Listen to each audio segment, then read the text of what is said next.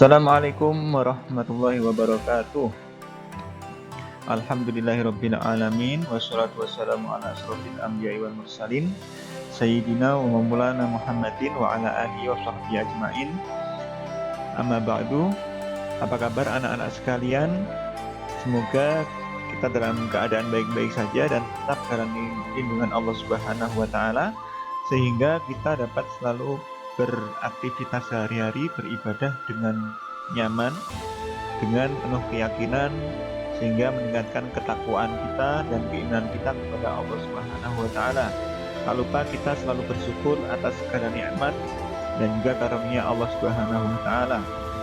Baik, pada kesempatan kali ini kita akan kembali membahas materi tentang akidah akhlak, yang mana materi kali ini adalah sifat-sifat Allah Ta'ala. Nah, pada kesempatan ini kita akan membahas sifat-sifat Allah. Gunanya adalah supaya kita tahu tentang sifat yang menunjukkan kesempurnaan Allah sebagai Tuhan satu-satunya. Tidak ada sekutu bagi Allah Subhanahu wa taala. Baik, langsung saja. Masih bersama dengan Bapak Muhammad Farid. Sifat Allah Subhanahu wa taala. Jadi sifat segala sesuatu di bumi ini memiliki sifat. Contohnya ada sifat dermawan, ada sifat lemah, kuat, ada sifat yang pantang menyerah. Itu merupakan contoh-contoh sifat yang dimiliki oleh manusia. Meja juga mempunyai sifat. Sifatnya adalah tidak bergerak kalau tidak ada yang menyentuh atau memindahkan dan lain sebagainya. Memiliki sifat. Begitu juga dengan Tuhan kita semua, Allah Subhanahu wa taala.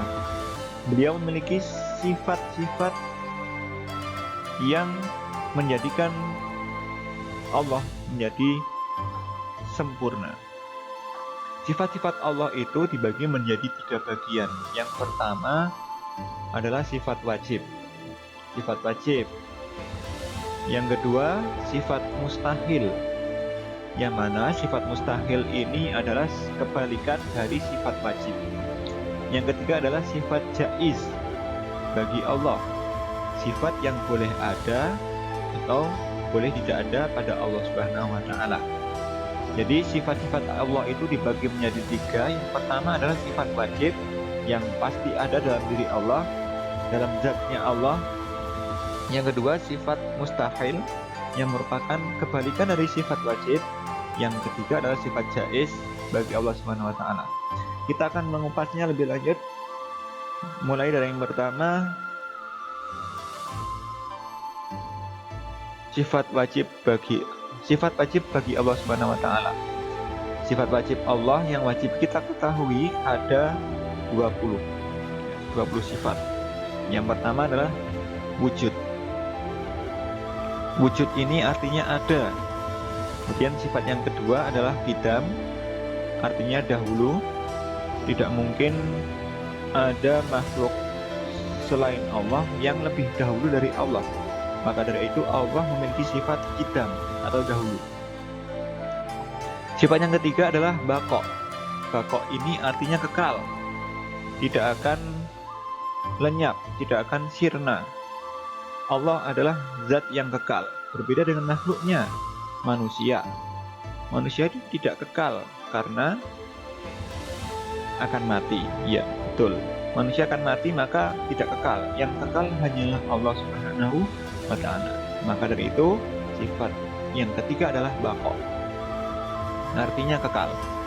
Kemudian sifat yang keempat adalah mukhalafatu lil hawadits, artinya berbeda dengan makhluknya. Ketika kita mendengar Allah berfirman atau berkata, maka perkataan Allah berbeda dengan perkataan yang diucapkan oleh manusia atau burung atau yang lain-lainnya. Itu menunjukkan bahwa Allah adalah zat yang berbeda sama sekali dengan makhluknya.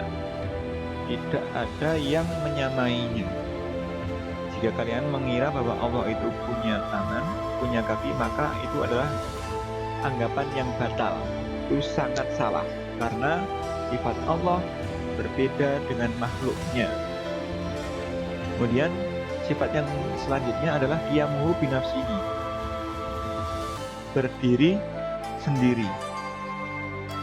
Allah berdiri sendiri artinya tidak membutuhkan zat lain. Allah melaksanakan segala sesuatunya dengan sendiri, tanpa bantuan makhluknya. Yang selanjutnya adalah wahdaniyah. Sifat Allah wahdaniyah.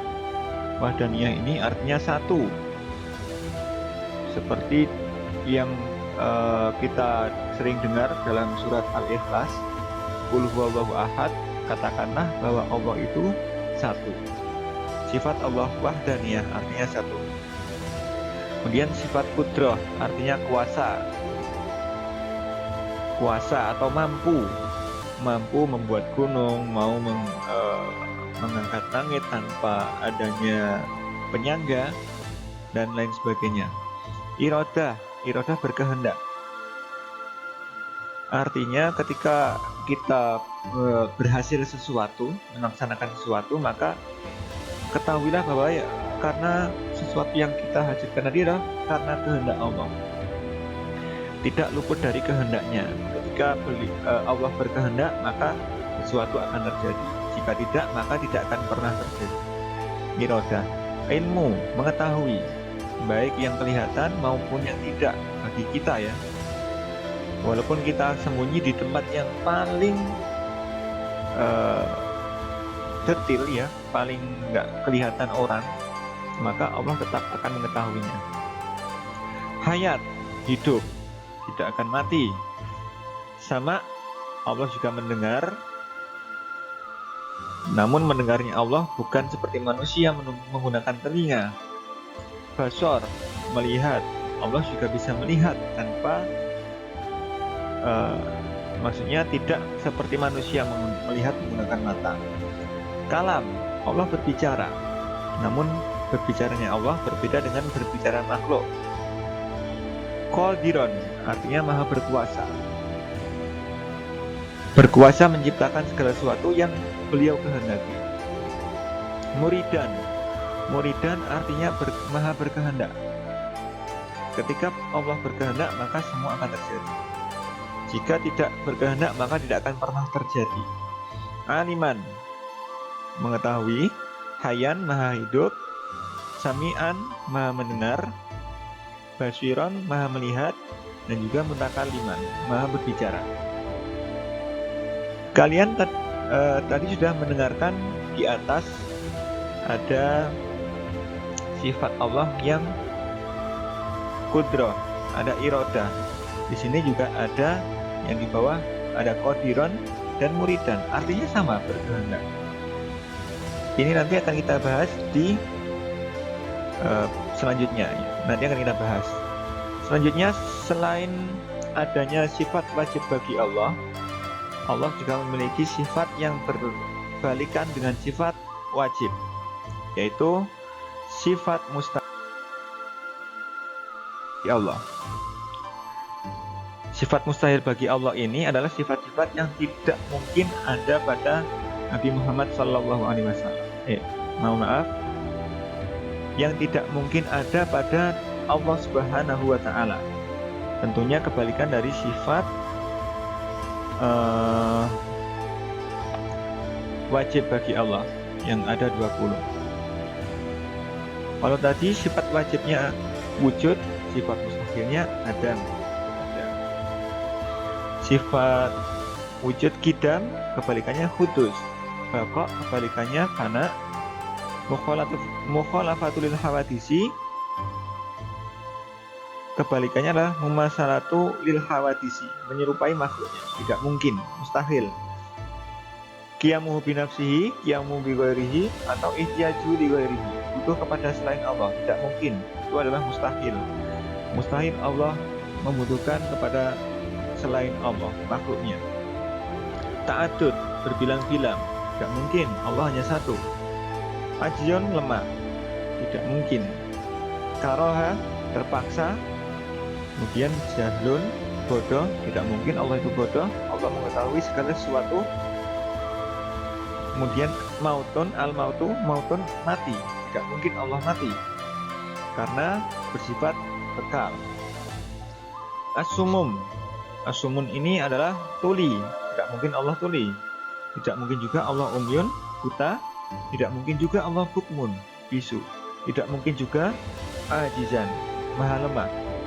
Lemah tidak mungkin, apalagi maha lemah, tidak mungkin. Mukrohan, terpaksa, tidak mungkin. Jahilan, bodoh. Mayitan, mati. Asomun, tuli. Akma, buta. Dan akam, bisu. Tidak mungkin Allah memiliki sifat-sifat mustahil. Namun ketahuilah bahwa sifat wajib dan sifat mustahil ini sebenarnya tidak hanya 20, tapi melebihi. Namun yang kita wajib imani ada hanya 20. Sifat wajib 20, sifat mustahil bagi Allah. Nah, kemudian setelah kita mengetahui sifat wajib dan sifat mustahil, kita akan mengidentifikasi ada beberapa pembagian dari sifat wajib Allah.